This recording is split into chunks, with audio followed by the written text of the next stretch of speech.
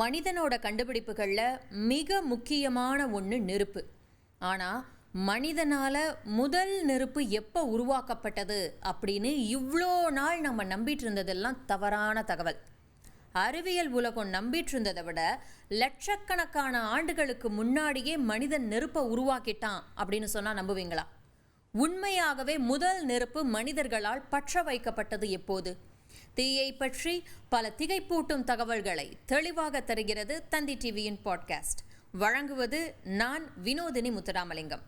இந்த இடத்துல ஒரு விஷயத்தை தெளிவுபடுத்தியே ஆகணும். மனிதன் நெருப்பை கண்டுபிடிக்கல, நம்ம இயற்கை கிட்ட இருந்து கடன் வாங்கியிருக்கோம், அதை ஒத்துக்கணும். மனிதர்கள் தோன்றுறதுக்கு முன்னாடியே நெருப்பு இருந்துச்சு. இயற்கை தான் நெருப்பை கண்டுபிடிச்சது, முதல் நெருப்பை உருவாக்குனது. மின்னல் வெட்டுறது, எரிமலை வெடிக்கிறது, வறட்சியால் மரங்கள் தீப்பிடிக்கிறது, அகத்தீ அப்படிங்கிற விஷயம் நம்மளை சுற்றி எப்போவுமே இருந்திருக்கு. அதை நம்ம கண்டுபிடிச்சிருக்கோம், படைக்க கிடையாது அப்படிங்கிறத உணரணும். ஆரம்ப காலத்தில் என்ன பண்ணியிருப்பாங்க? மின்னல் வெட்டியிருக்கும், அதனால் ஏதாச்சும் பற்றி எரிஞ்சிருக்கும், தீப்புழம்ப மனிதர்கள் பார்த்துருப்பாங்க, பயந்துருப்பாங்க. ஆனால் நெருப்பு குளிருக்கு இதமாக இருக்குது, இரவில் வெளிச்சம் தருது, ஆனால் அதை எப்படி மறுபடியும் உருவாக்குறது அப்படிங்கிறது அந்த கால மனிதர்களுக்கு தெரியலை. இயற்கை உருவாக்குற நெருப்பு எப்போ வரும்னு தெரியாது, எப்போ மின்னல் வெட்டும்னு சொல்ல முடியாது, நமக்கு தேவைப்படுற நேரத்தில் கிடச்சிருக்காது. ஆக மனிதன் நெருப்பை உருவாக்காமல் விட்டுருந்தா ஆரம்ப காலங்களில் குளிரில் உறைஞ்சு போயிருப்போம், குளிர் பிரதேசங்களில் வாழவே முடியாமல் போயிருந்திருக்கும், இரவு நேரத்தில் வெளிச்சம் இருந்திருக்காது, சமையல் இருந்திருக்காது, நோய்கள் வரக்கூடிய அபாயம் இருந்திருக்கும். நெருப்பு காட்டு விலங்குகளை பயமுறுத்தும். நெருப்பு இல்லைன்னா நம்மளோட பல முன்னோர்கள் என்னைக்கோ விலங்குகளுக்கு இரையாகியிருப்பாங்க, நீங்களும் நானும் உருவாகாமல் கூட போயிருந்திருக்கலாம். மனிதர்களால் ஐரோப்பாவுக்கோ இல்லை குளிரான ஆசிய பிரதேசங்களுக்கோ குடிப்போயிருக்க முடியாமல் கூட போயிருக்கலாம். நெருப்பு இல்லைன்னா மண்பாண்டங்கள் செஞ்சிருக்க முடியாது, உலோக கருவிகள் இருந்திருக்காது, கண்ணாடி உருவாயிருக்காது. நெருப்பு இல்லைன்னா நாகரிகங்கள் இல்லை, நகரங்கள் இல்லை, விவசாயம் இல்லை, நவீன உலகமே கிடையாது. ஆக நெருப்பு தான் இந்த பூமியில் இத்தனை உயிரினங்கள் இருந்தும் அதுக்கெல்லாம் ஒரு படி மேலே மனிதர்களை ஆட்சி செய்ய வச்சிருக்கு. நெருப்பு இல்லாமல் போயிருந்தா பூமியில் மனிதர்கள் வாழ்ந்திருப்பாங்க மற்ற உயிரினங்கள் மாதிரி, அவ்வளோதான். இவ்வளவு முக்கியத்துவம் வாய்ந்த நெருப்பு மனிதர்களால் எப்போ முதலாக உருவாக்கப்பட்டது தெரியுமா? கிட்டத்தட்ட 4 லட்சம் ஆண்டுகளுக்கு முன்னாடியே மனிதர்கள் தாங்களாகவே நெருப்பை உருவாக்குனதுக்கான ஆதாரங்களை விஞ்ஞானிகள் கண்டுபிடிச்சிருக்காங்க. அதாவது இதுவரைக்கும் மனிதர்கள் நினச்சிக்கிட்டு இருந்ததை விடவும் 3.5 லட்சம் ஆண்டுகளுக்கு முன்னாடியே மனிதர்களால் நெருப்பு உருவாக்கப்பட்டிருக்கிறதா சொல்லப்படுது. இந்த ஆதாரம் இங்கிலாந்துடைய சஃபோக் பகுதியில் உள்ள வயல்வெளியில் இதுக்கான ஆதாரம் கிடைச்சிருக்கு.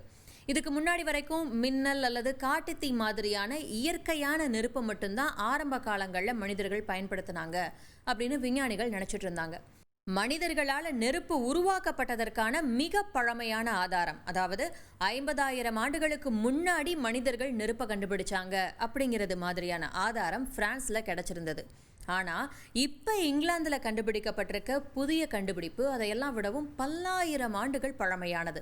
சஃபோக் வயல்வெளியில் அப்படி என்ன கண்டுபிடிக்கப்பட்டுச்சு? எரிஞ்சு போன மண், அதாவது நெருப்பு ஒரே இடத்துல இருந்த மாதிரி ஆதாரம் கிடைச்சிருக்கு.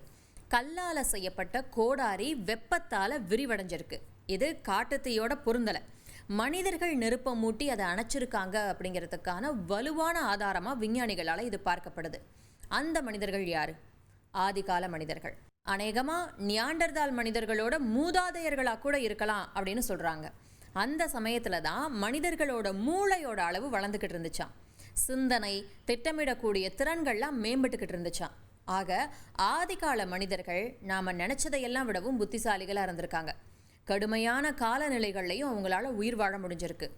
ஏன் இந்த கண்டுபிடிப்பு முக்கியமானது அப்படின்னா, இது மனித பரிணாம வளர்ச்சியை பற்றி நாம் புரிஞ்சுக்கிற விதத்தையே மாற்றும் அப்படின்னு சொல்லி விஞ்ஞானிகள் சொல்கிறாங்க. ஏன்னா நெருப்பை உருவாக்குறது, அதை கட்டுப்படுத்துறது அப்படிங்கிறது சாதாரண திறமை கிடையாது. அது மனித வரலாற்றிலேயே மிகப்பெரிய திருப்பு முனையாக பார்க்கப்படுது. ஆரம்ப காலத்தில் மனிதர்களுக்கு வெப்பம், பாதுகாப்பு, சமைத்த உணவு, ஒன்றா வாழ்கிறதுக்கான வழியை கொடுத்தது நெருப்பு தான். ஆக நெருப்பு உயிர் வாழ உதவுனதோட நம்ம பரிணாம வளர்ச்சி அடையவும் உதவி இருக்கு. ஹோமோசேப்பியன்ஸ் இனத்தினர் பெரும்பாலும் ஆப்பிரிக்காவில் தான் இருந்திருக்காங்க. ஹோமோசேப்பியன்ஸ் அப்படின்னா நம்ம தான் நவீன கால மனிதர்கள். இதுக்கு முன்னாடி நியாண்டர்தால் அப்படின்னு சொல்லி பார்த்தோம்ல, அவங்க மனிதர்களோட மற்றொரு வகை. அதாவது மனிதர்களில் ஒரு இனம் மட்டும் கிடையாது, அதில் 2 முக்கியமான இனங்கள் தான் இருந்திருக்காங்க. ஹோமோசேப்பியன்ஸ், நியாண்டர்தால்ஸ். நவீன கால மனிதர்களாகிய ஹோமோசேப்பியன்ஸ் 3 லட்சம் ஆண்டுகளுக்கு முன்னாடி ஆப்பிரிக்காவில் தோன்றி அங்கிருந்து வெளியேறி ஐரோப்பா, மேற்கு ஆசியாவில் வாழ்ந்ததா விஞ்ஞானிகள் சொல்கிறாங்க. இந்த நியாண்டர்தால்கள் அப்படியே மனிதர்களுடைய வேற இனம். நம்மளை விட குட்டையாக இருப்பாங்க, ஆனால் வலிமையாக இருப்பாங்க.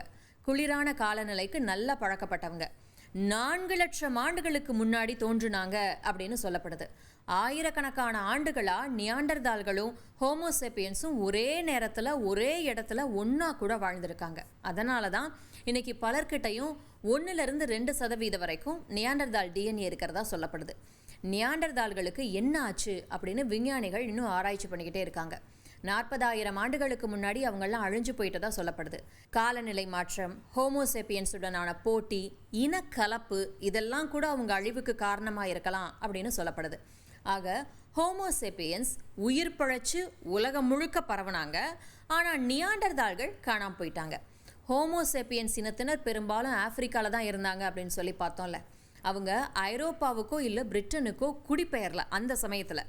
ஆக சஃபோக் பகுதியில் நெருப்பை உருவாக்கினவங்க நியாண்டர்தால்களோட மூதாதையர்களாக இருந்திருக்கலாம் அப்படின்னு சொல்லி நம்பப்படுது. அவங்க ஹோமோசேப்பியன்ஸ் கிடையாது. இங்கிலாந்தில் இருக்கக்கூடிய கென்ட், ஸ்பெயினில் புதைப்படிமங்கள் கிடச்சிது. அதில் ஆரம்பகால நியாண்டர்தால்களோட டிஎன்ஏ இருந்திருக்கு. ஆக பிரிட்டனில் வாழ்ந்தவங்க நவீன மனிதர்களோட மூதாதையர்கள் இல்லை, நியாண்டர்தால்கள் அப்படிங்கிறதுக்கான வலுவான ஆதாரமாக இது பார்க்கப்படுது. பொதுவாக நியாண்டர்தால்கள் அப்படின்னு எடுத்துக்கிட்டோம்னா அவங்க குறைவான புத்திசாலித்தனம் இருக்கிறவங்க, குறைவான முன்னேற்றம் அடைஞ்சவங்க அப்படிங்கிற பார்வை தான் பொதுவாக இருந்துச்சு. ஆனால் இப்போ சஃபோக்கில் கண்டுபிடிக்கப்பட்டிருக்க ஆதாரம் அதை பொய்ன்னு நிரூபிச்சிருக்கு. இந்த ஆரம்பகால நியாண்டர்தால்கள் நெருப்பை புரிஞ்சு வச்சுருக்காங்க, அதை கட்டுப்படுத்த தெரிஞ்சிருக்காங்க. ஆப்பிரிக்காவில் வாழ்ந்த ஆரம்பகால ஹோமோசேப்பியன்களுக்கும் நெருப்பை உருவாக்க தெரிஞ்சிருக்கலாம், ஆனால் அதுக்கான வலுவான ஆதாரம் கிடைக்கல. இந்த நெருப்பு மனிதர்களுக்கு கதகதப்பு, உணவு சமைக்க உதவுனதெல்லாம் தாண்டி மனிதர்கள் வாழ்ந்த, சிந்திச்ச, உயிர் பிழைச்ச விதத்தையே மாற்றிருக்கு அப்படின்னு கூட சொல்லலாம். மொழி வளர்ச்சி, அதாவது மக்கள் ஒரே இடத்துல இருக்காம வெவ்வேறு இடங்களுக்கு போனால் தான் எல்லாரோடையும் பழக முடிஞ்சிருக்கும். அவங்க குழு பெருசாக இருக்கும். நெருப்போட உதவி, வழிகாட்டல் இல்லாமல் மனிதர்களோட விரிவாக்கம் அப்படிங்கிறது சாத்தியமே கிடையாது. அப்படி விரிவடைஞ்சப்ப அவங்க மொழியும் வளர்ந்துருக்கும். பல தட்பவெப்ப நிலைகள்லையும் நமக்கு தாக்குப்பிடிக்க நெருப்பு உதவி இருக்கு. நம்ம சின்ன வயசுலலாம் மனிதர்கள் நெருப்பை கண்டுபிடிச்சாங்க அப்படின்னு சொல்லி புத்தகங்களில் சில படங்கள் கொடுத்துருப்பாங்க. அதில் நடுவில் நெருப்பு எரியும், கூட்டமாக மனிதர்கள் உட்காந்து சாப்பிட்டுட்டு பேசிக்கிட்டு இருக்க மாதிரி படங்கள் இருக்கும். அப்படி மனிதர்கள் தங்களோட உணர்வுகளை, உணவை, நேரத்தை பகிர்ந்துக்கிறதுக்கு நெருப்பு உதவி இருக்குது. இதுதான் ஆரம்ப கால மொழி வளர்ச்சி. கதை சொல்கிறது, எனக்கு என்னாச்சு தெரியுமா, இன்னைக்கு வேட்டையாட போனப்ப பெரிய புலியை பார்த்தேன், அது கடிக்க வந்துருச்சு, மரத்தில் ஏறி தப்பிச்சு வந்துட்டேன் அப்படின்னு தனக்கு நடந்த விஷயங்களை, தான் பார்த்த விஷயங்களை, தான் கேள்விப்பட்ட விஷயங்களை நெருப்பு மூட்டி ஒன்றா உட்காந்து சமைச்சு சாப்பிட்றப்ப மொழி வழியாவோ இல்லை சைகையாவோ பகிர்ந்துப்பாங்க. வேற வேற இடங்களுக்கு போகிறப்ப தங்களோட மரபுகளை, கருத்துக்களை இப்படித்தான் அந்த கால மனிதர்கள் பகிர்ந்திருப்பாங்க. பிரிட்டன் போன்ற குளிர் பிரதேசங்களில் உயிர் வாழ்கிறது அப்படிங்கிறது ரொம்ப கடும் குளிர் காரணமாக நெருப்போட உதவியால் தான் மனிதர்களால் அங்கே உயிர் வாழ முடிஞ்சது, குளிர்காலங்களை கடக்க முடிஞ்சது. இப்படி தான் மனிதர்கள் பூமியோட வடக்கு பகுதிகளுக்கு பரவியிருப்பாங்க. இதை பற்றின ஆராய்ச்சி அப்போ தான் இங்கிலாந்தோட சஃபோக் வயல்வெளி பகுதியில் ஒரு பழைய களிமண் குழியில் 100 ஆண்டுகளுக்கு முன்னாடி கற்கருவிகளை கண்டுபிடிச்சிருக்காங்க. விஞ்ஞானிகள் 2013 அதை மறுபடியும் ஆய்வு செய்ய துவங்குறாங்க. பல ஆண்டுகளாக அவங்களுக்கும் தெரியலை இந்த தீ இயற்கையாக உருவானதா இல்லைன்னா மனிதர்கள் உருவாக்கினதா அப்படின்னு சொல்லி. அந்த இடத்துல சிவப்பு நிறமாக மாறின களிமண் திட்டு கிடச்சிது.